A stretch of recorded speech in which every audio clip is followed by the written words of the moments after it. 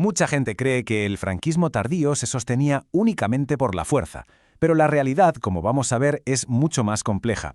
Existía toda una red de élites que fue clave para su supervivencia. Hoy vamos a desgranar unas notas académicas para entender quiénes eran exactamente y cómo funcionaban. Vale, vamos a meternos de lleno en estas notas, porque son una auténtica hoja de ruta para entender el poder en aquella época. Vamos a ver cómo se repartían las cartas en la cúpula del régimen y, sobre todo, qué intereses mantenían todo aquello a flote. Para desgranar todo esto, vamos a seguir 4 pasos clave. Primero, veremos el gran cambio de rumbo que tomó el régimen. Después, quiénes eran sus pilares fundamentales. Luego, un caso práctico de control muy revelador. Y por último, juntaremos todas las piezas para entender por qué duró tanto. Bueno, pues nuestro viaje empieza en un año clave, 1959. Ojo, porque aquí el régimen da un giro de timón importantísimo. Se moderniza, por así decirlo, para intentar sobrevivir. Y ese giro de timón fue el llamado Plan de Estabilización. Pero esto no fue solo un cambio económico, ¿eh? Lo más importante es que trajo consigo a un nuevo tipo de élite al poder, con una mentalidad muy distinta a la anterior. Exacto. Aquí los tenemos, los tecnócratas. Olvidados de la vieja guardia falangista, de los discursos grandilocuentes. Esta nueva élite, muchos de ellos ligados al Opus Dei, hablaban otro idioma, el de la economía, el de la eficiencia, el de la gestión moderna. Ahora bien, pensar que estos tecnócratas lo controlaban todo sería un error. Eran una pieza importante, sí, pero el régimen se apoyaba en una estructura mucho más amplia. Vamos a ver cuáles eran exactamente esos pilares. El primer pilar, y quizás el más sólido, era la élite económica. Estamos hablando de grandes industriales y empresarios que vieron en el régimen un sistema perfecto para sus negocios. Sin sindicatos, sin huelgas, vamos, un pacto de beneficio mutuo en toda regla. Luego tenemos a la Iglesia Católica, un pilar histórico fundamental para dar legitimidad al régimen.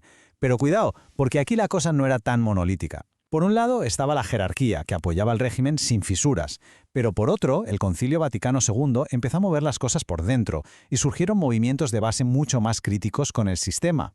Vale, hemos visto la teoría, las élites, pero ¿cómo se traducía esto en el día a día? Pues vamos a analizar un caso súper interesante que lo ilustra a la perfección. La estrategia del régimen con el euskera. Y ya os adelanto que las apariencias engañan. Claro, si uno ve que el Estado de repente empieza a institucionalizar el euskera, podría pensar, anda, qué bien se están abriendo, es un gesto cultural. ¿Pero era esa la verdadera intención? Pues no, la respuesta es un no rotundo. Aquí está la clave de todo. No buscaban promocionar una cultura, buscaban controlarla. La idea era simple. Si institucionalizamos el euskera, le quitamos su potencial como arma política contra el régimen.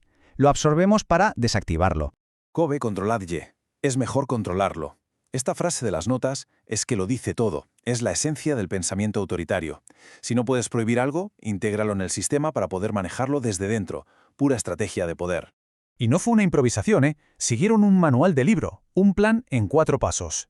Primero, te vendo la mota con buenas palabras. Segundo, justifico las leyes como si te estuviera haciendo un favor. Tercero, me aseguro de que todo pase por mis canales oficiales. Y cuarto, premio solo a los que me son fieles. Control total.